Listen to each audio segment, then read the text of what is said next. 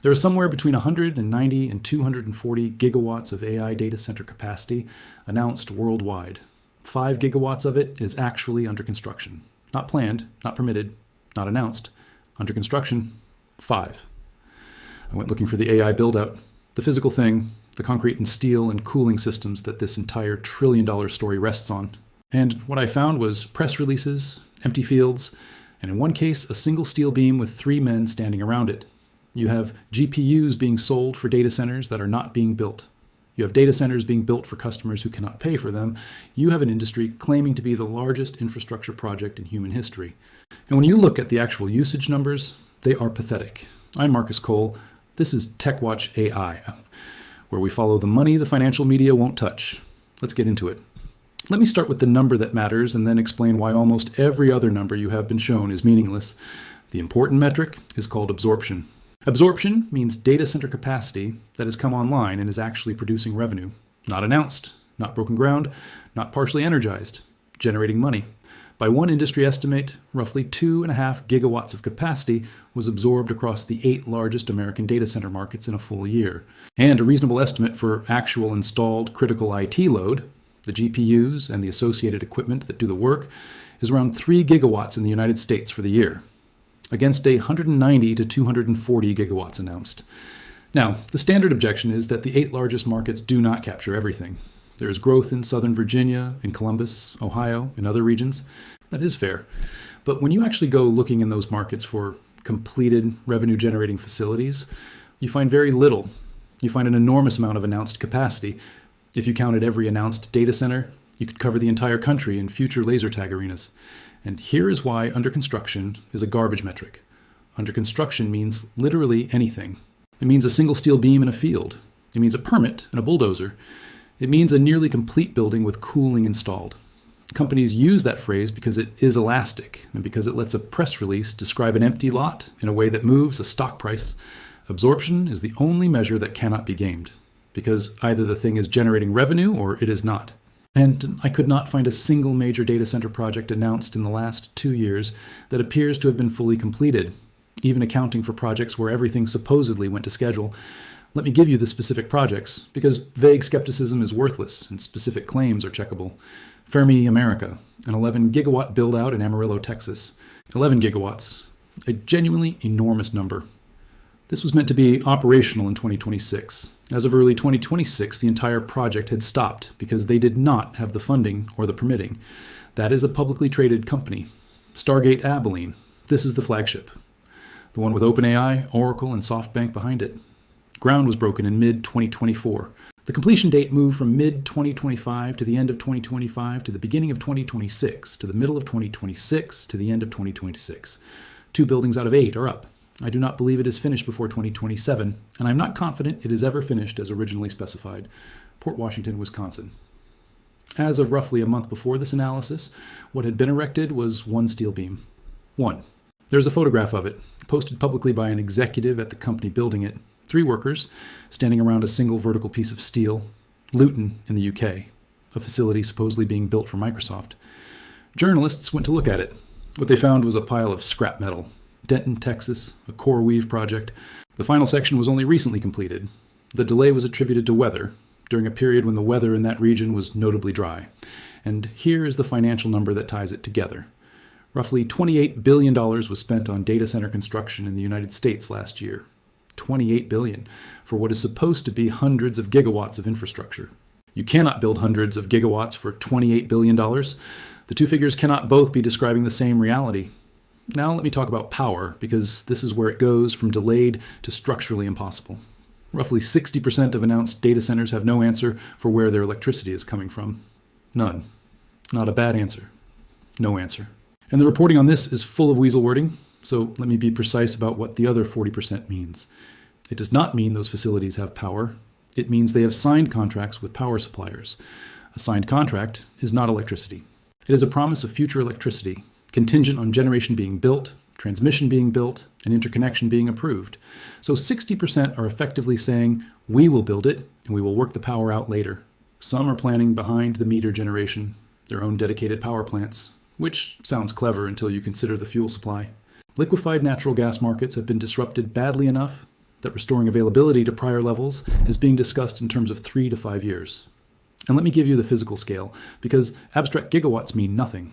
If you wanted to power 1 gigawatt of data center with a solar farm built next to it, you would need somewhere in the region of 7 to 10 square miles of panels. To put that in perspective, an area roughly the size of Manhattan produces on the order of 2 gigawatts. So when someone announces a 10 gigawatt campus, they are describing something that would require, in solar terms, 5 Manhattans of generation. And they are describing it in a press release with no identified power source, in a market where transformer supply and grid interconnection queues are measured in years. Now you might be thinking, construction is always slow. Big infrastructure always runs late. Why is this different from any other large project? 2 reasons, and both are specific to this asset. The first is that the hyperscale data center is a genuinely new category. A facility over 50 megawatts is a recent concept. Historically, what existed were campuses of smaller buildings, not single enormous ones. The engineering challenge scales badly. The larger the facility, the more heat you must remove, and cooling at that density is the hard constraint. This is not a solved problem being executed slowly. It is a partially solved problem being attempted at unprecedented scale simultaneously by dozens of operators, many of whom have never built one before. The second reason is the one that makes this unlike any previous infrastructure build-out. The asset depreciates faster than the construction timeline. Nvidia runs an annual upgrade cycle, so if a facility takes 2 to 3 years to complete, the hardware specified at the start is 1 or 2 generations obsolete before the building is energized. And it is worse than simple obsolescence because the newer racks have different physical and power requirements. You frequently cannot install current generation hardware in a facility designed for the previous generation. You either gut the building or you build a new one. Compare that to the dot-com fiber build-out, which is the analogy everyone reaches for. Yes, an enormous amount of fiber was laid and left unused, but fiber is wire in the ground. It lasts 15 or 20 years. It does not become incompatible with next year's equipment. The unused capacity from that era eventually became genuinely valuable infrastructure. A warehouse full of 3-year-old GPUs does not appreciate while it waits. So here is the question almost nobody's asking, and I think it is the most interesting one in this entire story. Where are the GPUs? Nvidia reports selling extraordinary volumes of hardware. Beat and raise quarter after quarter. But installation is a physical process with a physical rate limit. A reasonable estimate is that it takes around 6 months to install a single quarter's worth of Nvidia shipments, which means every year of sales takes roughly 2 years to physically deploy. And Nvidia is guiding to sell more, not less. So where is the hardware sitting right now? Very likely, it is sitting in warehouses belonging to the original device manufacturers. When a hyperscaler buys compute, they typically do not buy loose chips and assemble servers themselves. They buy complete systems from contract manufacturers. Those manufacturers are plausibly holding a significant portion of this inventory. And there is an accounting mechanism worth understanding here, because it is entirely legal and entirely opaque. You can execute a transfer of ownership without physical movement. The paperwork changes hands. The revenue is recognized. The hardware never leaves the warehouse. There's nothing illegal about that. It happens routinely in manufacturing. But in this specific context, it means that reported sales and deployed capacity can diverge enormously for years with no visible signal. At which point, a genuinely uncomfortable question arises. Is it possible that a meaningful share of the hardware sold in the last 2 years has still not been installed anywhere? I cannot prove that it has not, but I also cannot find the capacity. The absorption numbers do not account for it. The neocloud providers are not bringing online anything close to the required volume. And Blackwell pricing on rental platforms is already softening, which is not what you would expect if demand genuinely exceeded supply. Now, let me get to the part where the numbers stop making sense. The entire justification for this build-out is demand. Enormous, insatiable, civilization-scale demand for AI compute. So let us look at the demand. Most AI companies have somewhere between 2 and 8 million subscribers. That sounds substantial until you set it against the capital being deployed. These are companies converting $100 million into a few $1 million of revenue, or a couple of $1 billion into $100 million. OpenAI and Anthropic claim revenues in the range of $1 billion a month or more. And I want to be careful here, because I cannot disprove those figures. But I find them difficult to reconcile with the rest of the software market. If that much money were genuinely flowing into AI subscriptions, you would expect to see a corresponding contraction somewhere else in enterprise software spending. That contraction is not obviously visible, and when you remove those two companies, the picture is stark. One of the largest AI coding companies is generating perhaps $110 to $120 million a month. That is a real business. It is also nowhere near the scale implied by the infrastructure spending. Publicly traded Chinese AI companies have reported figures like $50 million in revenue against losses exceeding $200 million. OpenAI reports 900 million weekly active users. Note the metric. Almost nobody in consumer software reports weekly actives as a headline figure. Monthly is the standard. You switch to weekly when weekly is the flattering number. And OpenAI has acknowledged in published research that logged out users on different devices can be counted multiple times. Then there's the demand signal that actually matters, what they choose to stop doing. When a company walks away from a video product and a billion-dollar entertainment partnership, that is not a strategic pivot. That is a burn rate decision. The technology is popular. I am not disputing that. But popularity and profitable, sustainable, infrastructure justifying demand are entirely different things. Most of that usage is search behavior. Free, cheap, and not remotely sufficient to underwrite 190 gigawatts of construction. Now, the objection I know is coming, and it is the strongest one available. You might say, forget consumer subscriptions. AI coding is transforming software development. That is the real demand. Is it? I'm not being sarcastic. What specifically is it transforming? The predicted mass replacement of engineers has largely not happened. What has happened is closer to the opposite. Organizations generating large volumes of machine-written code, then needing experienced people to remain in place to review it, because the output is plausible but not reliable. And when the review process fails, the failures are expensive.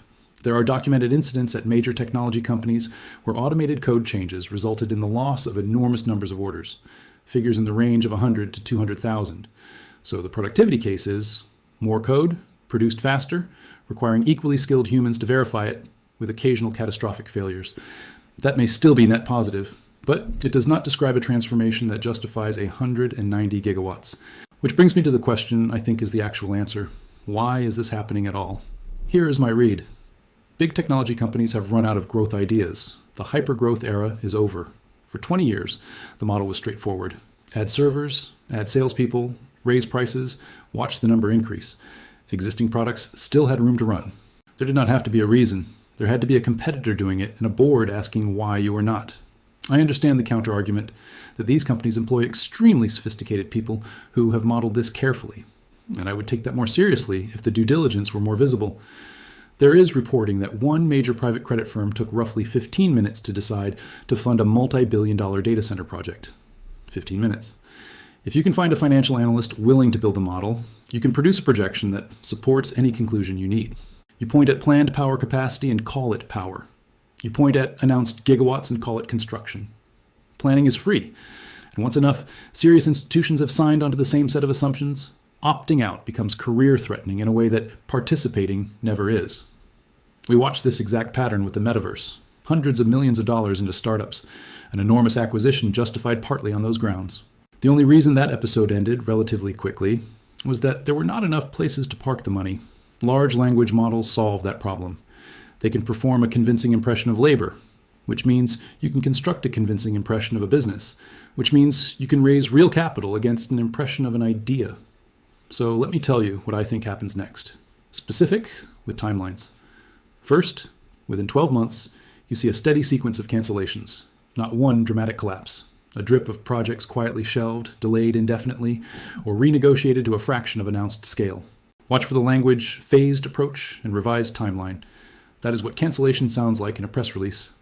Second, the leading indicator is the builders, not the balance sheets. When actual cash stops arriving, construction crews stop working. That is visible, physical, and checkable, and it will be visible before any of it appears in a filing. Third, I expect meaningful downward pressure on current generation GPU pricing within roughly a year. If projects fail while hardware is already purchased, that hardware gets liquidated.